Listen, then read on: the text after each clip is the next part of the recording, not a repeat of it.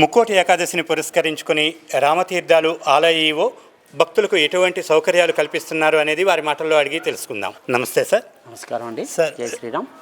రేపు ముక్కోటి ఏకాదశిని పురస్కరించుకుని రామతీర్థాలు గిరి ప్రదక్షిణ జరుగుతుంది. దీంట్లో సుమారు ఎంతమంది భక్తులు గిరి ప్రదక్షిణ చేయవచ్చు? సో ఎన్ని కిలోమీటర్లు ఉంటుంది? వారికి ఎటువంటి సౌకర్యాలు మీరు కల్పిస్తున్నారు అనేది చెప్పండి. జై శ్రీరామ్. రేపు ముక్కోటి ఏకాదశి సందర్భంగా విచ్చేసిన భక్తులందరికీ కూడా ఉదయం 5 గంటల నుండి 7:30 గంటల వరకు ఉత్తర ద్వార దర్శనం కల్పించబడుతుందండి. అదేవిధంగా ఈ దర్శనం చేసుకున్న భక్తులు ఉదయం 8:30 నుండి గిరి ప్రదక్షిణ తొలిపాంచం దగ్గర నుండి తొలిమెట్ల వద్ద నుండి ప్రారంభం అవుతుందండి. ఈ కొండ 8 కిలోమీటర్ల దూరం ఉంటుంది. 8 కిలోమీటర్లు కూడా భక్తులందరూ కూడా గిరి ప్రదక్షిణ చేస్తారు. భక్తులు వచ్చిన వాళ్ళందరూ కూడా మంచినీళ్ళు, మజ్జిగ, బిస్కెట్లు అటువంటి సౌకర్యాలన్నీ కూడా ఏర్పాటు చేయడం జరిగింది. భక్తులకు ఇబ్బంది లేకుండా టెంట్లన్నీ వేయించడం జరిగింది.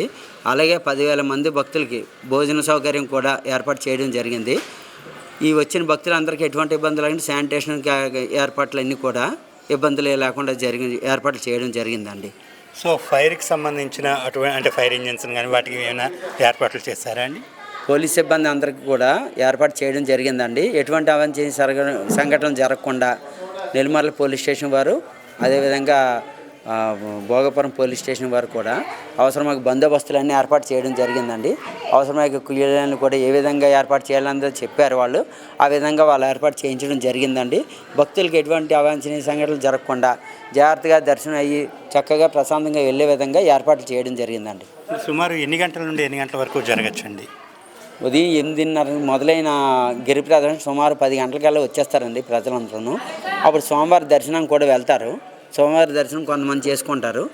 ఈ చేసుకున్న వాళ్ళు వెంటనే కూడా 11:30 గంటల నుండి వాళ్ళు భోజనాలు ఏర్పాటు చేయడం జరిగిందండి.